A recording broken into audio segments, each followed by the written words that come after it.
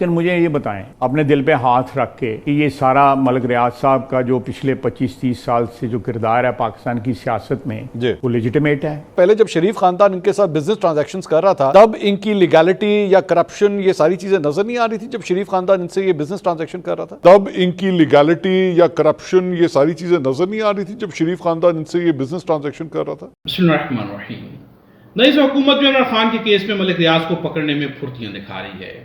جب منصور علی خان نے یہ سوال خواجہ آصف سے پوچھا کہ جب ملک ریاض جو ہے شریف فیملی کے ساتھ یا پاکستان پیپلز پارٹی کے ساتھ زرداری فیملی کے ساتھ تعلقات بنائے یا بزنس کرے تو سب جائز ہوتا ہے، اور عمران خان کے کیس میں جو آپ اتنی پھرتیاں دکھا رہے ہیں، کل اگر دوسرے کیسز سامنے آ گئے تو کیا تب بھی آپ ایسی پھرتیاں دکھائیں گے؟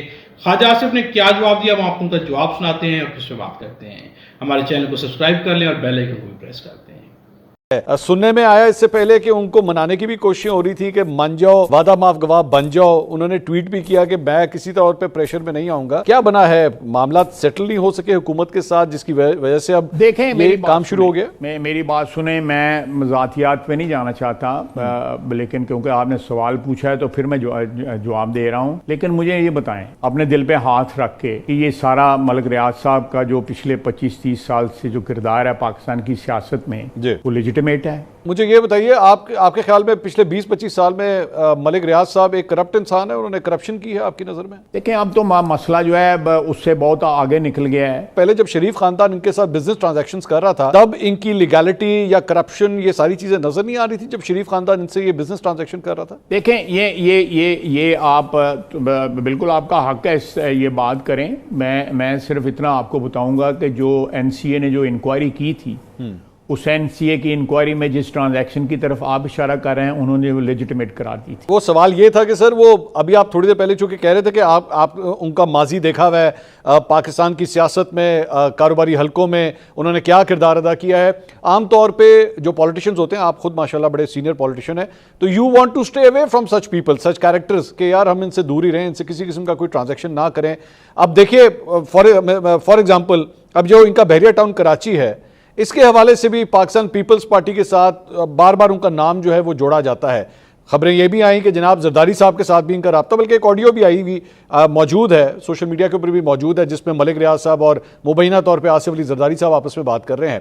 اب ان کے تانے بانے اگر نکلیں گے ملک ریاض صاحب کے، تو اگر وہ چلے گئے پریزیڈنٹ ہاؤس کی طرف یا سندھ کی طرف یا پیپلز پارٹی کی طرف، حکومت جائے گی اس حد تک، جبکہ حکومت خود ایکچولی ان پیروں کے اوپر کھڑی ہوئی ہے؟ یہ میں ایک پرزمپشن کے اوپر تو میں ورڈکٹ نہیں دے سکتا یا اپنا اوپینین نہیں دے سکتا، لیکن میں ایک کمنٹ ضرور کروں گا۔ ملک ریاض صاحب نے میرے خیال ہے 90s میں یہ معاملہ شروع کیا۔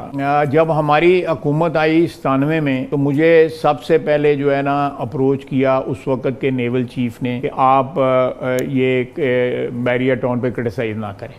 اچھا، وہ نیول چیف بعد میں جو ہے ملازم بن گئے ان کے ملک ریاض صاحب کے۔ آپ نے پوچھا یہ پیپلز پارٹی کے ساتھ جو تانے بانے جو آپ کہہ رہے ہیں، آپ نے میرے قیادت کے اندر لگے پوچھا، میں نے اس کا جواب دے دیا۔ جب وہ ایشو آئے گا ڈیفینیٹلی ان کے پاس بھی کوئی اس چیز کی ڈیفنس ہوگی۔ خواجہ صاحب لاہور میں جو بلاول ہاؤس ہے وہ آپ جانتے ہیں نا، بحریہ ٹاؤن کے اندر ہی بنا ہوا ہے، کافی ماشاءاللہ بڑا ایک بحریہ ٹاؤن ہے۔ میرا دوبارہ سوال یہ ہے کہ جتنی آپ لوگوں کی ایکسائٹمنٹ یا موٹیویشن ملک ریاض کو عمران خان کے اس ڈیل کو بے نقاب کرنے کے اوپر لگ رہی ہے، کیا صرف یہیں تک رہے گی؟ کیونکہ یہ تو نہیں ہوگا نا، ملک ریاض صاحب کی جانب سے یہ بھی آیا کہ پھر میں باقی کھاتے بھی کھولوں گا۔ نہیں آپ نہیں ان کو کھولنے دیں۔ میں یہ تو نہیں کہہ سکتا کہ ملک صاحب نہ کھولیو، خدا دا واسطہ جی، میں کیوں کہوں؟ حکومت جاتی ہے تو جائے۔ نہیں آپ یہ حکومت جانتے ٹپ کے ادھر کلی ٹر گئے جس جڑی گل کرتے پہ پہلا ہوتے پیپلز پارٹی کی مدد سے کھڑے ہوئے نا سر آپ، اگر وہاں کے کوئی تانے بانے کھلنا شروع ہو گئے اور پیپلز پارٹی کہاں سے آ گئی؟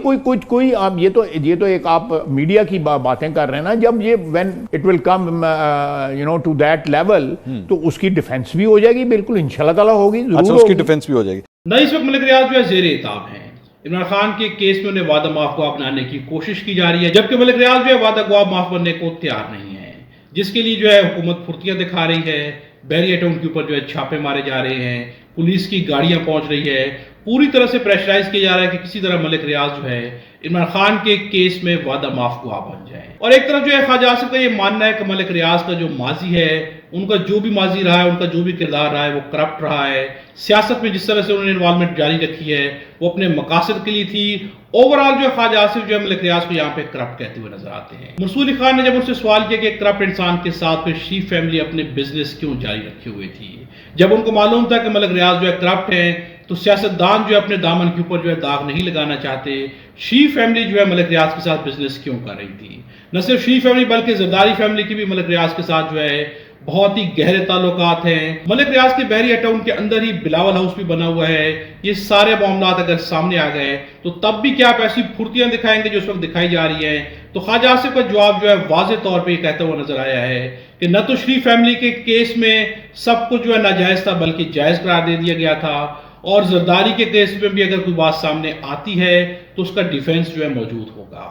اپنے معاملات میں تمام ڈیفنس موجود ہوتے ہیں، ہر چیز ٹھیک ہو جاتی ہے، لیکن جب بات آتی ہے اپنے مخالف کی تو وہاں پہ ڈیفنس میں سب کچھ ہونے کے باوجود بھی سب کچھ جو ہے ناجائز قرار دے دیا جاتا ہے. یہی کچھ جو ہے پاکستان کی سیاست میں ہوتا رہا ہے. اسی لیے جو ہے کرپشن پروان چڑھتی رہی ہے.